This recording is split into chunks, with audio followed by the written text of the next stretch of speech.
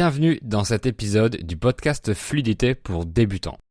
Aujourd'hui, on va découvrir une nouvelle région française qui s'appelle les Hauts-de-France. Alors, qu'est-ce qui fait sa particularité? Qu'est-ce qu'on y trouve? Les Hauts-de-France est un regroupement de deux anciennes régions, la Picardie et le Nord-Pas-de-Calais. Les régions françaises ont changé récemment et plusieurs ont été regroupées. Le nom Hauts-de-France est un peu étrange. Ça veut dire ce qui est en haut de la France, au nord de Paris. On prononce les Hauts sans faire de liaison. La lettre H au début d'un mot se comporte parfois comme une consonne. La région est au nord de Paris.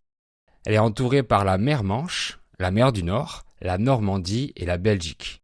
La région a 5 départements, l'Aisne, l'Oise, la Somme, le Pas-de-Calais et le Nord.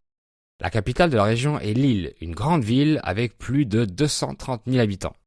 En tout, plus de 6 millions de personnes vivent dans les Hauts-de-France, ce qui en fait la 3e région la plus peuplée de France, mais aussi la plus jeune. Par contre, elle ne représente que 5% du territoire français. Elle est située dans un emplacement stratégique, au milieu du triangle Paris-Londres-Bruxelles.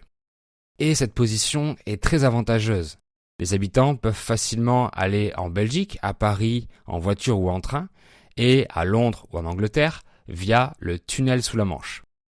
Ce tunnel relie la France à l'Angleterre. Il passe sous la mer et il est en fonction depuis 1994. C'est le moyen le plus rapide et plus écologique pour faire la traversée qui dure environ 35 minutes. Les Hauts-de-France ont une économie forte dans plusieurs domaines.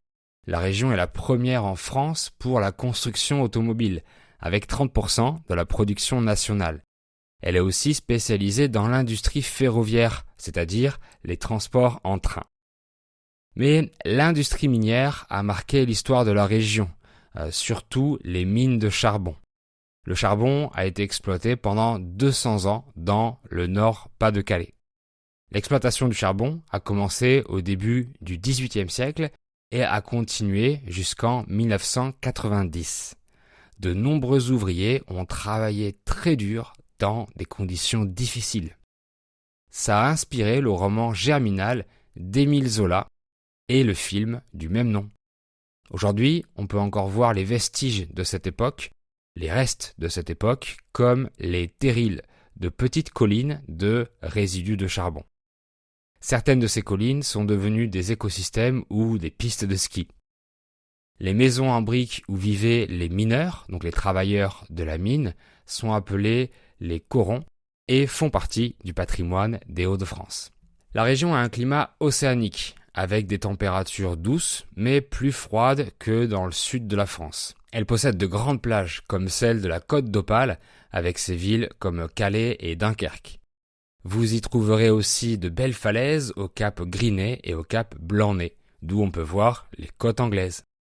Un endroit touristique populaire est la baie de Somme, avec ses paysages magnifiques, ses phoques et ses jolis villages. Les Hauts-de-France ont aussi beaucoup de cathédrales, de beffrois et de citadelles. Un beffroi est une tour de défense avec des cloches. Une curiosité locale est le musée de la piscine à Roubaix, installé dans une ancienne piscine. Il y a aussi le musée du cheval à Chantilly, d'où vient la crème chantilly. Les habitants des Hauts-de-France sont aussi appelés ou surnommés les ch'tis ou les ch'timis. Ils sont réputés pour être très gentils. Le ch'ti est aussi une langue locale, le picard, mais qui est difficile à comprendre. Le film Bienvenue chez les ch'tis de Danny Boone montre les stéréotypes sur les habitants de la région, mais montre aussi leur grande gentillesse. Lille, la préfecture de la région, est une ville jeune et dynamique. Elle a été nommée capitale européenne de la culture en 2004. Son carnaval et sa grande braderie sont des événements populaires. La région est connue pour ses frites, ses gaufres et un fromage très fort appelé le maroilles. La bière est aussi très consommée dans les Hauts-de-France, un peu comme en Belgique. Voilà ce qu'il faut savoir sur la région Hauts-de-France. Merci d'avoir écouté cet épisode. Si vous l'avez aimé et qu'il a été utile pour vous, merci de vous abonner, mettre un like ou 5 étoiles sur les plateformes de podcast. Si vous voulez essayer la version pour les intermédiaires, le lien est dans la description. À bientôt!